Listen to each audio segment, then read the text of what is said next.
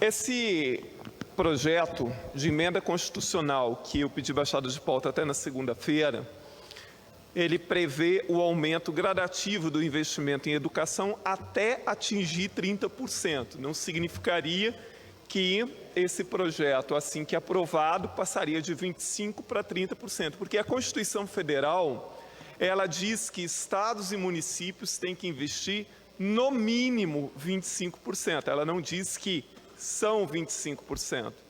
E hoje, em vários estados brasileiros, em pelo menos 9 estados brasileiros, o investimento é acima de 25%. São Paulo, por exemplo, é 30%. Tem estados que é 27%, tem estados que são 28%, que são 26%, que são... enfim.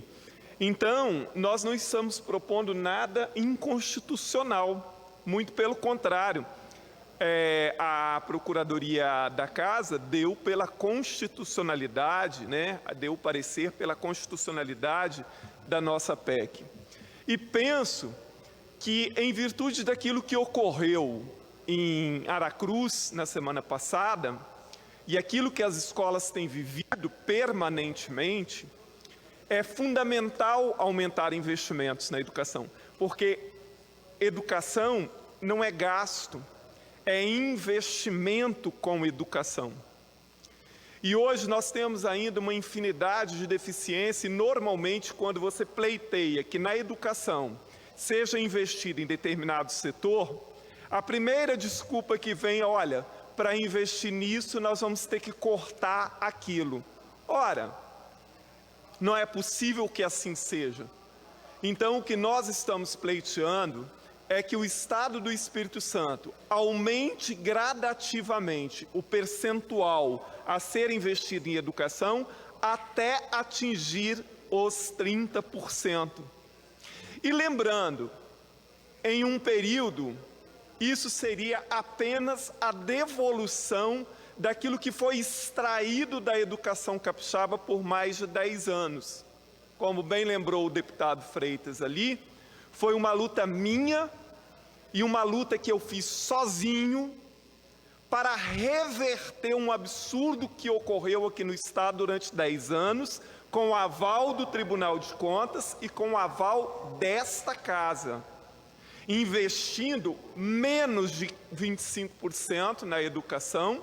Em alguns anos isso chegou a ser menos do que 20%, e num período de 10 anos, tanto do governo Artung quanto do governo Casagrande, mais de 6 bilhões de reais foram retirados de investimento da educação para fins previdenciários.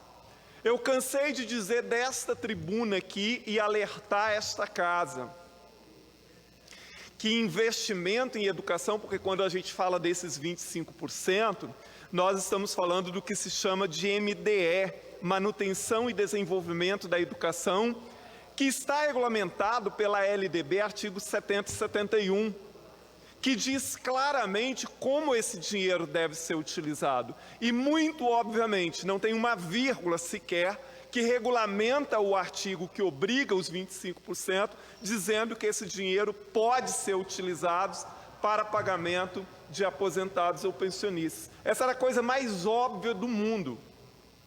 Depois de muita luta, só depois de 3 anos de uma denúncia na Procuradoria-Geral da República em Brasília, e que isso virou uma ação de constitucionalidade, foi para a mão da ministra Rosa Weber, e isso foi votado no final de 2020. Porque senão, provavelmente, até hoje, aqui no Estado do Espírito Santo, estaria se investindo menos de 25%, porque o Estado só voltou a investir o mínimo de 25%, graças ao fato do STF ter derrubado uma resolução que o Tribunal de Contas tinha feito para amparar o governo do Estado a continuar fazendo o que vinha fazendo.